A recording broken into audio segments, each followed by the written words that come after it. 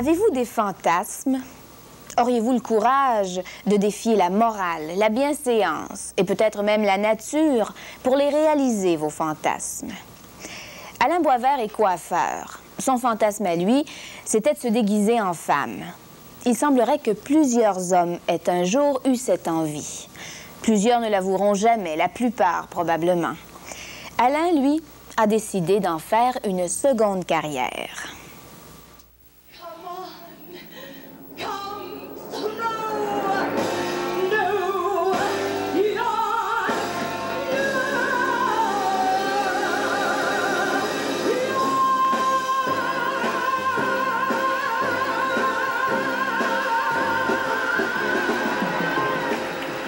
Roxy, vedette des cabarets. La nuit, c'est une femme séduisante. Elle imite Liza Minnelli, Judy Garland et Joséphine Baker. Mais le jour, c'est un homme, Alain Boisvert. Le jour, c'est l'anonymat sans relief. C'est pourquoi il partage sa vie entre l'art du travesti et le métier de coiffeur. Je travaille toute la journée, j'ai un métier, je le pratique. Ça, c'est plus, en réalité, c'est comme un espèce de fantasme. Et c'est ce fantasme qui a pris le dessus et l'a poussé à vouloir en faire une carrière. C'est par défi que tout a commencé pour Roxy. C'était un peu un défi là, quand j'ai recommencé à faire du spectacle. C'était dans l'occasion d'une soirée spéciale. Puis je m'étais dit, bon, ben, je vais leur montrer ce que je sais faire. T'sais. Puis c'était à la suite de ça, ça avait très bien marché.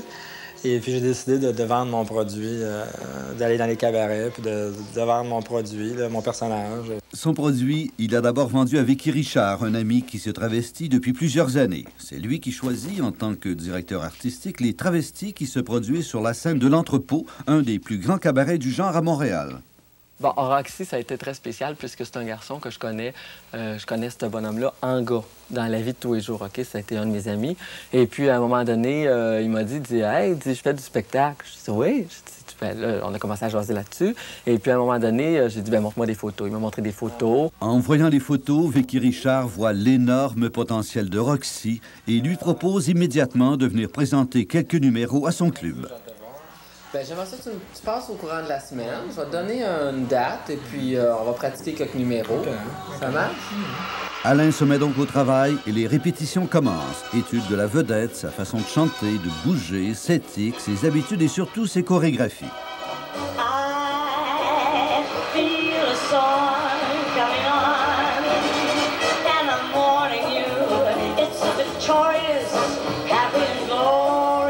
Comme le souligne Vicky Richard, son premier employeur, le potentiel de Roxy est vraiment énorme. C'est un bonhomme qui a énormément de potentiel.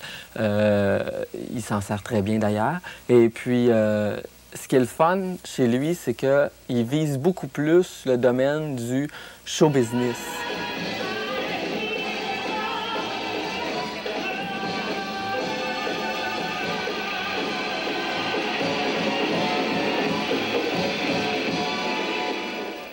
C'est dans le show business que Roxy donne le maximum de lui-même. Et quand on veut atteindre les sommets comme Alain, il faut être un perfectionniste et ne laisser aucun détail au hasard. C'est pourquoi il se rend aujourd'hui chez le couturier Michel Vautrin qui exécute le costume qui apportera au personnage toute sa crédibilité. C'est la touche finale qui complète la personnification féminine. C'est un travail qui ne s'arrête jamais. Tu finis jamais de perfectionner ton personnage, hein, c'est sûr. Hein. Mais combien de temps que ça peut prendre pour faire un personnage, c'est assez difficile à dire. J'ai jamais calculé, ça vient tout seul. D'un coup, tu as un flash, tu vois une émission de télévision, tu dis, ah, tu vois, Judy a fait ça, je vais faire ça comme ça. Quand on est un homme, la transformation en femme demande beaucoup de minutie. L'étape du maquillage est fondamentale, car c'est elle qui détermine l'apparence véritable du travesti. Mais la relation avec les autres travestis n'est pas toujours facile, car il existe dans ce milieu une féroce compétition. Tu sais, c'est toujours, ben moi, je suis meilleur que toi, ou soit tu fais pas ça comme il faut. C'est en partie pour éviter les commentaires désobligeants et pour se distinguer des autres travestis qu'Alain soigne son personnage de Roxy. Le plus petit détail se doit d'être respecté pour satisfaire les exigences d'un public averti. Il n'est pas non plus facile de satisfaire les patrons qui sont très exigeants. Ce qui arrive aussi, c'est qu'on t'en demande beaucoup, souvent pour ce qu'on veut te payer. Dans les propriétaires de cabaret, bon, ben, ils veulent avoir des costumes flamboyants, des numéros de production, mais ils veulent pas payer. Est-ce que ça vaut vraiment la peine, ça? Oui, malgré tout, ça vaut la peine pour Roxy. Car quand arrive le moment du spectacle, Roxy oublie la rivalité, le maigre salaire, et Roxy se sent bien. Roxy se sent vraiment en beauté. Pas tellement, pas ce soir, je me sens bien. Je me sens en beauté, oui. Elle veut offrir le meilleur spectacle à son public fidèle et de plus en plus nombreux.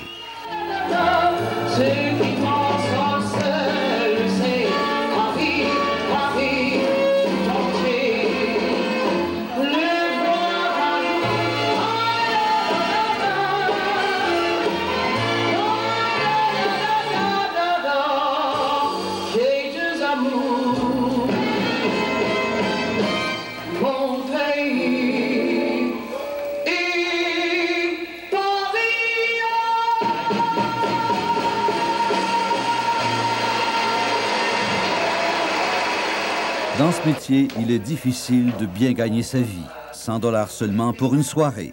Et quand on veut bien faire les choses, ça ne peut pas être un métier complémentaire.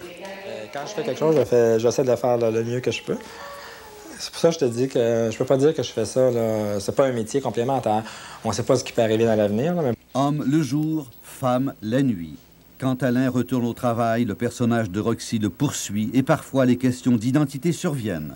C'est difficile d'avoir deux vies comme ça, là, puis de pas, évidemment, pas se poser de questions, se remettre en question. Je pense que c'est impossible. Si tu es une personne logique, il faut qu'à un moment donné, tu t'arrêtes, puis tu te regardes dans le miroir, puis tu te dises, tu sais, c'est quoi, est-ce que je suis un homme ou si je suis une femme, ça? Quand la pression est trop forte, Alain Boisvert quitte la ville pour la campagne, mais ses personnifications préférées le suivent, comme celle de Joséphine Baker et Judy Garland. Dans ma tête, là, il y a comme un déclic qui se fait, puis là, je me dis, je suis Joséphine ou je suis Judy Garland, ça. Parce que je pense que pour bien rendre un personnage, il faut vraiment que tu y crois, puis que dans toi-même, tu sois comme ça, que tu te sentes vraiment la personne que tu imites. Sans ça, tu peux pas bien rendre ton personnage. Ici, le dédoublement de personnalité s'accentue. Alain aimerait-il moins Roxy? Roxy, c'est beau, mais c'est une image. Le milieu dans lequel Roxy évolue, c'est pas nécessairement le milieu dans lequel j'aimerais vivre. Ça.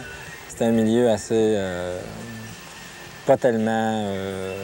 non, définitivement, je préfère ma vie de Alain. Ça. Étrangement, à la ville, Alain nous avait affirmé le contraire. Le personnage de Roxy semble occuper la majeure partie de sa vie et assurément celui de son avenir. Quand je me regarde, je m'analyse, en spectacle, tout ça, en photo, quand je me vois, là, je pense que c'est vraiment moi, c'est ma façon à moi de m'exprimer, de m'extérioriser. Je pense que c'est Roxy que... Si j'avais à choisir entre les deux, là, je pense que je choisirais Roxy. Il a choisi Roxy et c'est avec elle et ses personnages comme celui de Liza Minnelli qu'il fera son avenir qui promet d'être sans limite, surtout si on lui donne sa chance à New York.